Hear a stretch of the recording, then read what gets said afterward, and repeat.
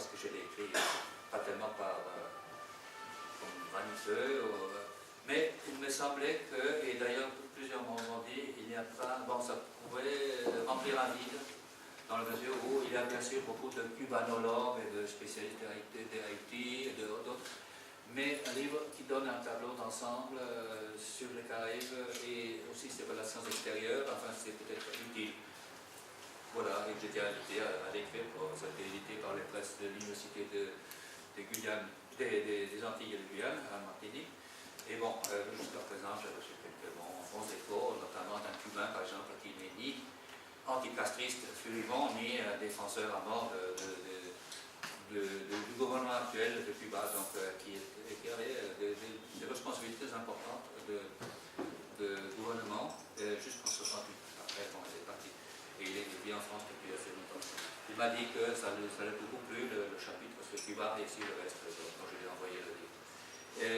Le livre, il est composé en trois parties. Bon, d'abord, il y a bien sûr une introduction essentiellement historique.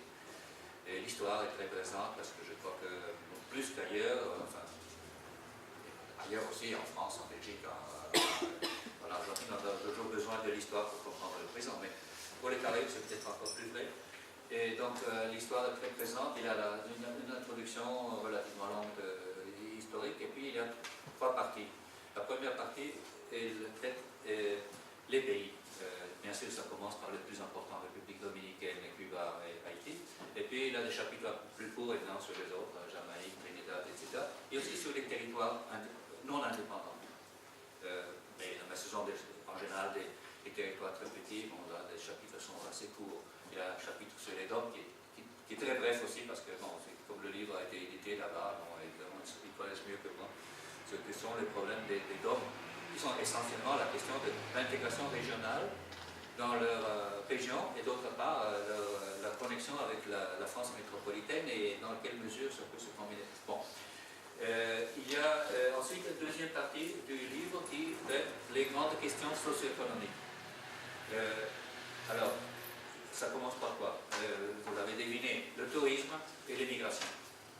Et puis les autres chapitres sont sur le commerce extérieur, le sucre, les bananes, le pétrole, les énergies nouvelles et renouvelables,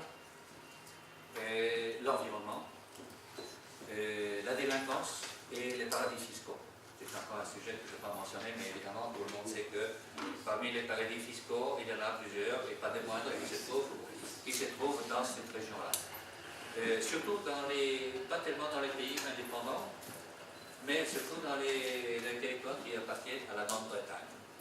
Essayons de voir pourquoi, mais enfin c'est comme ça.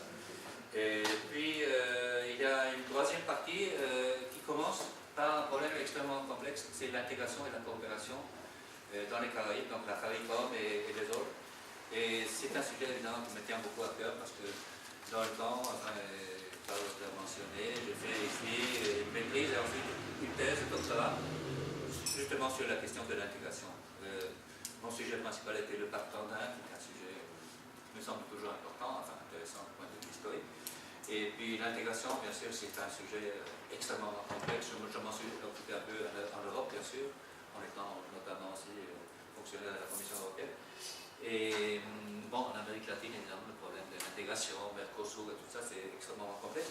Et dans les Caraïbes, c'est encore plus complexe parce que sur les îles, donc il y a l'insularité, il y a le coût de transport qui est très, très élevé, et puis il y a la diversité, donc souvent pas de langue commune, etc. Donc c'est compliqué. Premier chapitre, à la troisième partie, donc intégration et coopération dans les Caraïbes.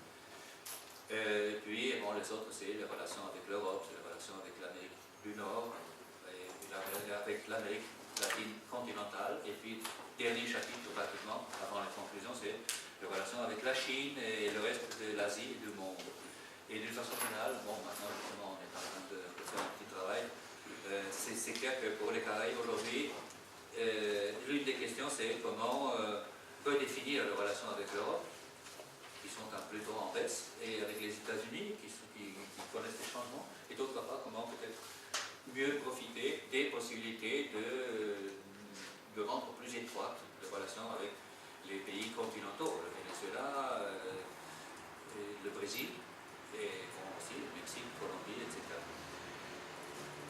j'arrive donc aux conclusions. Les conclusions en vitesse, bon, bien sûr, je n'ai pas des recettes miracles, mais bon, on peut faire un peu des réflexions à partir du passé et du présent. Certainement, on peut mieux, peut-être encore qu'aujourd'hui, profiter du tourisme tout en veillant à ce qu'il ne cause pas trop de dégâts sur le plan de l'environnement. On peut certainement faire beaucoup pour remplacer le pétrole importé qui rend l'électricité extrêmement chère dans les Caraïbes et cause beaucoup de pollution par des énergies renouvelables. Il y a encore très peu. Là, je crois que si l'Europe et les autres aident les Chinois peut-être demain à promouvoir des énergies renouvelables, c'est certainement très bien. Et il y a des possibilités, il y a certainement quelques autres idées, mais enfin c'est les paradis fiscaux, bien sûr, il faut voir comment ça peut être compatible avec des pressions exercées, enfin un petit peu, pour remédier à ces grands problèmes du capitalisme actuel, qui est la financiarisation et les spéculations, et les paradis fiscaux, certainement, c'est quelque chose de compliqué. La délinquance, un autre problème, la délinquance est en partie reliée au trafic de drogue qui traverse la région. Là aussi, c'est un élément où la coopération régionale et la coopération internationale ont un rôle à jouer. Mais donc ici, je termine sur cette vision un peu diverse. Et je crois qu'il est peut-être le temps de vous remercier de votre attention et de vous demander vos commentaires, vos questions. Voilà. Merci.